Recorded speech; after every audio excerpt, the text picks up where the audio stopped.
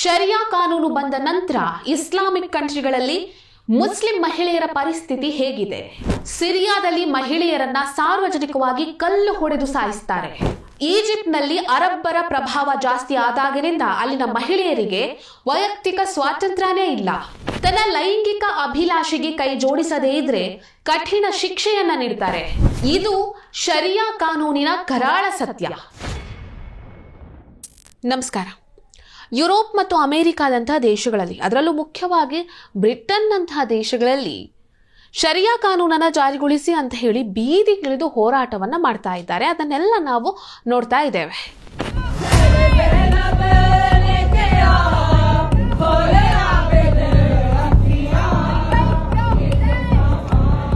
ಹೇಗಿದ್ದಂತಹ London ಈಗ ಹೇಗೆ Muslim ಮಯವಾಗಿದೆ ಅನ್ನೋದಕ್ಕೆ ಸಾಮಾಜಿಕ ಜಾಲತಾಣಗಳಲ್ಲಿ ಸಾಕಷ್ಟು ವಿಡಿಯೋಗಳು ಪ್ರತಿನಿತ್ಯ ಹರಿದಾಡ್ತಾ ಇದೆ. ಇನ್ನು 2-3 ದಶಕಗಳಲ್ಲೇ ಬ್ರಿಟನ್ನಲ್ಲಿರುವಂತಹ ಮುಸ್ಲಿಮರು ಬಹುಸಂಖ್ಯಾತರಾಗ್ತಾರೆ ಅನ್ನುವಂತಹ ಆತಂಕ ಅವರನ್ನ ಕಾಡ್ತಾ ಇದೆ. ಅಲ್ಲಿರುವಂತಹ ಬುದ್ಧಿಜೀವಿಗಳನ್ನ ಕಾಡ್ತಾ ಇದೆ. ಬ್ರಿಟನ್ ಮಾತ್ರ ಅಲ್ಲ, ಯುರೋಪ್ನಲ್ಲೂ ಕೂಡ ಇಂತಹ ಆತಂಕ ಕಾಡ್ತಾ ಇದೆ.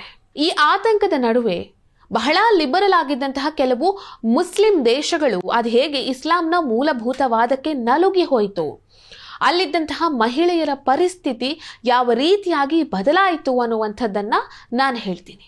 1970ರ ದಶಕದಲ್ಲಿ ಇರಾಕ್ನಲ್ಲಿ ಮಹಿಳೆಯರ ಪರಿಸ್ಥಿತಿ ಬಹಳ ಚೆನ್ನಾಗಿತ್ತು. ಮಹಿಳೆಯರು ಸ್ವತಂತ್ರರಾಗಿದ್ರು.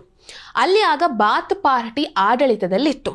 ಇರಾಕ್ನಲ್ಲಿ 1970ರ ದಶಕದಲ್ಲೇ ಜಾತ್ಯತೀತ ಸರ್ಕಾರ ಆಡಳಿತದಲ್ಲಿತ್ತು.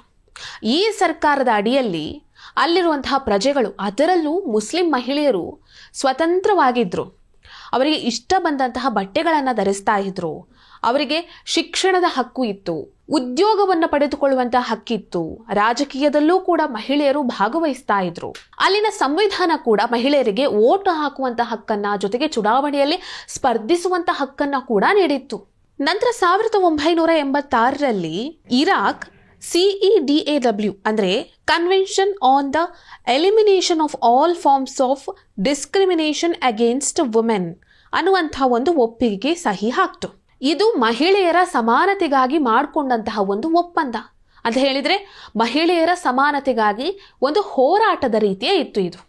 ಈ ಒಪ್ಪಂದಕ್ಕೆ ಸಹಿ ಹಾಕಿದ ನಂತರ ಅಲ್ಲಿ ಮಹಿಳೆಯರ ಸಾಕ್ಷರತಾ ಪ್ರಮಾಣ ಅನ್ನುವಂಥದ್ದು 87%ಗೆ ಏರಿಕೆಯೂ ಆಯಿತು. ಇರಾಕ್ನಲ್ಲಿರುವಂತಹ ಮುಸ್ಲಿಂ ಮಹಿಳೆಯರು ಶಾಲೆ, ಕಾಲೇಜು, ವೈದ್ಯಕೀಯ, ಅದರ ಜೊತೆಗೆ ಸೇನೆ, ಪೊಲೀಸ್, ಕಾರ್ಖಾನೆ ಇಂತೆಲ್ಲ ಕ್ಷೇತ್ರಗಳಲ್ಲಿ ತಮ್ಮನ್ನು ತಾವು ತೊಡಗಿಸಿಕೊಂಡ್ರು. ಅಲ್ಲೇ ಕೆಲಸಗಳಿಗೆ ಸೇರ್ಕೊಳ್ಳೋದಕ್ಕೆ ಪ್ರಾರಂಭವನ್ನು ಮಾಡಿದ್ರು. ಅಲ್ಲಿನ ಮಹಿಳೆಯರು ಬಹಳ ಸ್ವತಂತ್ರವಾಗಿದ್ರು. ಬಹಳ ಸ್ವಚ್ಛಂದವಾಗಿ ಅಲ್ಲಿ ಕೆಲಸವನ್ನ ಮಾಡಿಕೊಂಡು ನೆಮ್ಮದಿಯಿಂದ ಇದ್ರು. ಇರಾಕ್ನಲ್ಲಿ ಸಬಿಹಾ ಅಲ್ ಶೇಖ್ ದಾವೂದ್ ಅನ್ನುವಂತಹ ಮುಸ್ಲಿಂ ಮಹಿಳೆ ಮೊದಲ ನ್ಯಾಯಾಧೀಶೆಯೂ ಆಗಿದ್ರು. ಆಮೇಲೆ ನಜೀಮಾ ಅಲ್ ದುಲೈಮಿ ಅನ್ನುವಂತಹ ಒಬ್ಬ ಮುಸ್ಲಿಂ ಮಹಿಳೆ ಅಲ್ಲಿನ ಸಚಿವೆಯೂ ಆಗಿದ್ರು.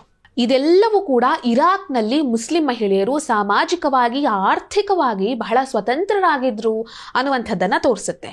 ಇಷ್ಟು ಚೆನ್ನಾಗಿದ್ದಂತಹ ಇರಾಕ್, ಮಹಿಳೆಯರಿಗೆ ಇಷ್ಟೊಂದು ಸ್ವಾತಂತ್ರ್ಯವನ್ನ ನೀಡಿದಂತಹ ಇರಾಕ್ನಲ್ಲಿ 1990ರ ಈಚೆಗೆ ಬಹಳ ದೊಡ್ಡ ಬದಲಾವಣೆಗಳಾಯಿತು. ಅಲ್ಲಿ ಯುದ್ಧಗಳು ಪ್ರಾರಂಭ ಆಗೋದಕ್ಕೆ ಸ್ಟಾರ್ಟ್ ಆಯಿತು. ಇದಾದ ನಂತರ ಅಲ್ಲಿನ ಸರ್ಕಾರದಲ್ಲೂ ಕೂಡ ಒಂದು ಸ್ವಲ್ಪ ಬದಲಾವಣೆ ಆಯಿತು.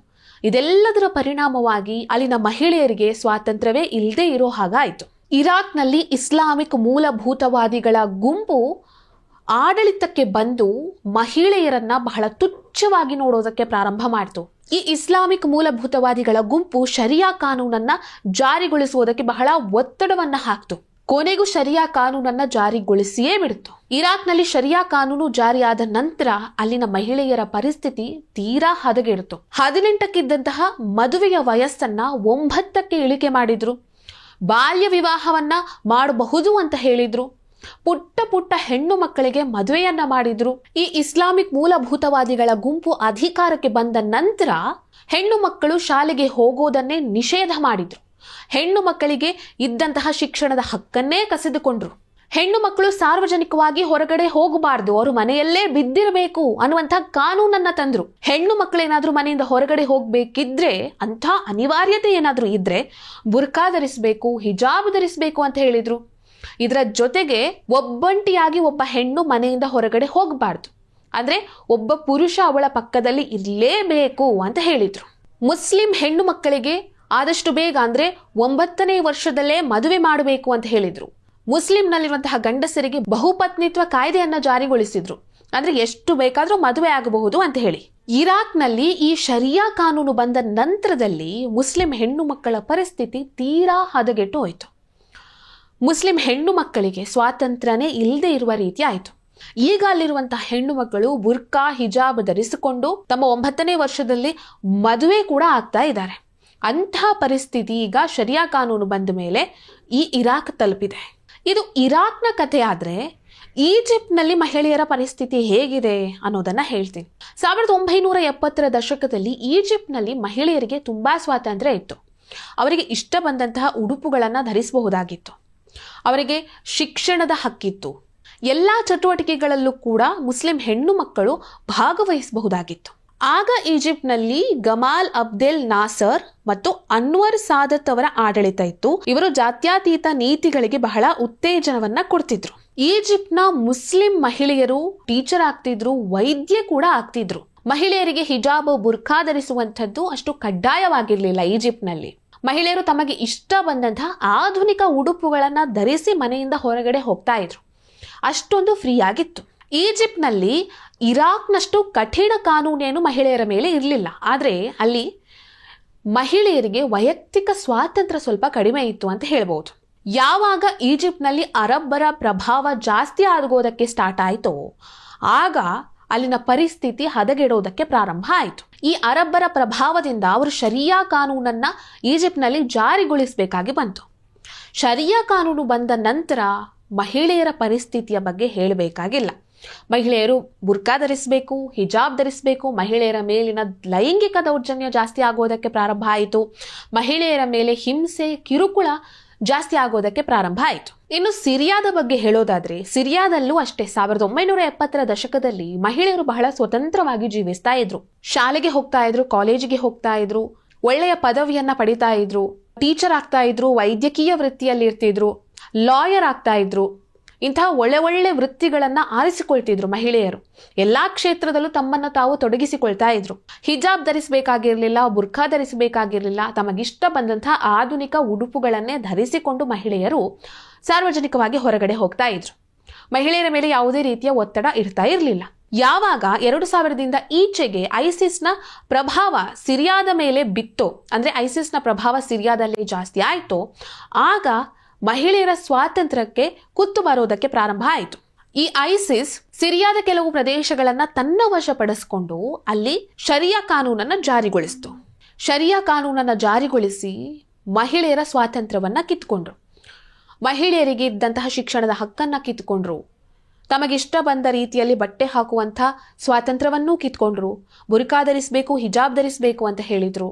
ಒಂದು ವೇಳೆ ಅಲ್ಲಿನ ಮಹಿಳೆಯರು ಶರಿಯಾ ಕಾನೂನಿಗೆ ವಿರುದ್ಧವಾಗಿ ನಡ್ಕೊಂಡ್ರೆ, ಪುರುಷರು ಹೇಳಿದಂತೆ ಕೇಳದೆ ಇದ್ರೆ ಮಹಿಳೆಯರಿಗೆ ಕಠಿಣವಾದ ಶಿಕ್ಷೆಯನ್ನ ವಿಧಿಸ್ತಾ ಇದ್ರು.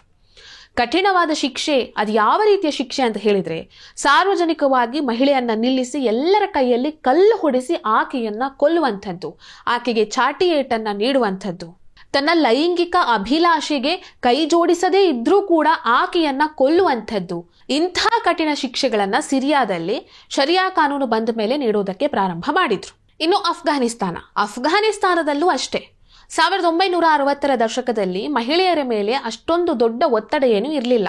ಮಹಿಳೆಯರು ಸ್ವಾತಂತ್ರ್ಯವಾಗೇ ಇದ್ರು. ತಮಗಿಷ್ಟ ಬಂದ ಬಟ್ಟೆಯನ್ನ ಧರಿಸ್ತಾ ಇದ್ರು. ಅವರಿಗೆ ಶಿಕ್ಷಣ ಪಡೆಯುವಂತಹ ಹಕ್ಕಿತ್ತು, ಇಷ್ಟ ಬಂದ ಉಡುಪು ಧರಿಸುವಂತಹ ಹಕ್ಕಿತ್ತು, ತಮಗಿಷ್ಟ ಬಂದ ವೃತ್ತಿಯನ್ನ ಆರಿಸಿಕೊಳ್ಳುವಂತಹ ಹಕ್ಕಿತ್ತು. ಎಲ್ಲಾ ರೀತಿಯ ಹಕ್ಕುಗಳನ್ನು ಕೂಡ ಅಫ್ಘಾನಿಸ್ತಾನದಲ್ಲಿ ಮಹಿಳೆಯರಿಗೆ ನೀಡಲಾಗಿತ್ತು. ಆದ್ರೆ ಯಾವಾಗ ತಾಲಿಬಾನ್ ತನ್ನ ಅಟ್ಟಹಾಸವನ್ನ ಮೆರೆಯೋದಕ್ಕೆ ಪ್ರಾರಂಭ ಮಾಡ್ತೋ ಆಗ ಅಲ್ಲಿ ಮಹಿಳೆಯರ ಪರಿಸ್ಥಿತಿ ಬದಲಾಯಿತು. ಮಹಿಳೆಯರ ಸ್ವಾತಂತ್ರ್ಯದ ಮೇಲೆ ದೊಡ್ಡ ಪೆಟ್ಟು ಬಿತ್ತು. ಈ ತಾಲಿಬಾನ್ ಅಧಿಕಾರಕ್ಕೆ ಬಂದ ನಂತರ ಅಫ್ಘಾನಿಸ್ತಾನದಲ್ಲಿ ದೊಡ್ಡ ದೊಡ್ಡ ವಿಶ್ವವಿದ್ಯಾನಿಲಯಗಳಿತ್ತು. ಆ ವಿಶ್ವವಿದ್ಯಾನಿಲಯಗಳಿಗೆ ಮಹಿಳೆಯರು ಹೋಗಬಾರದು ಅಂತ ಹೇಳ್ತು. ಅಂದ್ರೆ ಮಹಿಳೆಯರಿಗಿದ್ದಂತ ಶಿಕ್ಷಣದ ಹಕ್ಕನ್ನ ಕಸಿದುಕೊಳ್ತು. ಶರಿಯಾ ಕಾನೂನನ್ನ ಜಾರಿಗೊಳಿಸಿ ಮಹಿಳೆಯರಿಗೆ ಹಿಂಸೆಯನ್ನ ನೀಡುವುದಕ್ಕೆ ಪ್ರಾರಂಭ ಮಾಡಿತು. ಹಿಂಸೆ ಅಂತ ಹೇಳಿದ್ರೆ ಅದು ಎಲ್ಲಾ ರೀತಿಯ ಹಿಂಸೆ. ಆಗ್ಲೇ ಹೇಳ್ದಾಗೆ ಶಿಕ್ಷಣದ ಹಕ್ಕನ್ನ ಕಸಿದುಕೊಂಡ್ರು. ಮಹಿಳೆಯರು ಉದ್ಯೋಗಕ್ಕೆ ಹೋಗ್ತಾ ಇದ್ರು, ಹೊರಗಡೆ ಹೋಗಿ ದುಡಿತಾ ಇದ್ರು, ತಮ್ಮ ಜೀವನವನ್ನ ಸಾಗಿಸ್ತಾ ಇದ್ರು. ಆದರೆ ಶರಿಯಾ ಕಾನೂನು ಬಂದ ಮೇಲೆ ಮಹಿಳೆಯರು ಮನೆಯಿಂದ ಹೊರಗಡೆ ಹೋಗಬಾರ್ದು, ಕೆಲಸಕ್ಕೆ ಹೋಗಬಾರ್ದು ಅನ್ನುವಂಥ ಕಾನೂನನ್ನೇ ಜಾರಿಗೊಳಿಸಿದ್ರು. ಈ ಎಲ್ಲ ವಿಷಯಗಳು ಮಹಿಳೆಯರ ಮೇಲೆ ತುಂಬ ಪರಿಣಾಮವನ್ನು ಬೀರೋದಕ್ಕೆ ಪ್ರಾರಂಭ ಆಯಿತು. ಈಗ ಅಫ್ಘಾನಿಸ್ತಾನದಲ್ಲಿರುವಂತಹ ಮಹಿಳೆಯರು ಮನೆಯೊಳಗೇ ಇದ್ದಾರೆ, ಬುರ್ಕಾ ಧರಿಸಿದ್ದಾರೆ, ಹಿಜಾಬ್ ಧರಿಸಿದ್ದಾರೆ, ತಮಗಿಷ್ಟ ಬಂದಂತಹ ಬಟ್ಟೆಯನ್ನು ಹಾಕೋದಕ್ಕೆ ಅವರಿಗೆ ಸ್ವಾತಂತ್ರ್ಯ ಇಲ್ಲ, ಮನೆಯಿಂದ ಹೊರಗಡೆ ಹೋಗೋದಕ್ಕೆ ಸ್ವಾತಂತ್ರ್ಯ ಇಲ್ಲ. ಹೊರಗಡೆ ಹೋಗಬೇಕು ಅಂತ ಹೇಳಿದರೆ ಅವರ ಪಕ್ಕದಲ್ಲಿ ಪುರುಷ ಇರಲೇಬೇಕು. ಇಷ್ಟೇ ಅಲ್ಲ, ಅಲ್ಜೀರಿಯಾ, ಇರಾನ್ನಂತಹ ಮುಸ್ಲಿಂ ದೇಶಗಳಲ್ಲೂ ಕೂಡ ಇಂಥದ್ದೇ ಪರಿಸ್ಥಿತಿ ಇದೆ. ಸೊ ಇದು ಇಸ್ಲಾಮಿಕ್ ಕಂಟ್ರಿಗಳಲ್ಲಿ ಶರಿಯಾ ಕಾನೂನು ಬಂದ ನಂತರ ಅಲ್ಲಿನ ಮಹಿಳೆಯರ ಪರಿಸ್ಥಿತಿ ಹೇಗಿದೆ ಅನ್ನೋದರ ಚಿತ್ರಣ. ಈ ವಿಡಿಯೋ ನಿಮಗೆ ಇಷ್ಟ ಆಗಿದ್ದಲ್ಲಿ ಲೈಕ್ ಮಾಡಿ, ಶೇರ್ ಮಾಡಿ, ಕಮೆಂಟ್ ಮಾಡಿ. ನೀವಿನ್ನೂ ನಮ್ಮ ಹೊಸದಿಗಂತ ಡಿಜಿಟಲ್ ಚಾನಲನ್ನು ಸಬ್ಸ್ಕ್ರೈಬ್ ಮಾಡಿಲ್ಲ ಅಂದರೆ ದಯವಿಟ್ಟು ಸಬ್ಸ್ಕ್ರೈಬ್ ಮಾಡಿ. ಹೆಚ್ಚಿನ ಮಾಹಿತಿಗಾಗಿ ಪಕ್ಕದಲ್ಲಿರುವಂತಹ ಬೆಲ್ ಐಕನ್ ಅನ್ನು ಪ್ರೆಸ್ ಮಾಡಿ.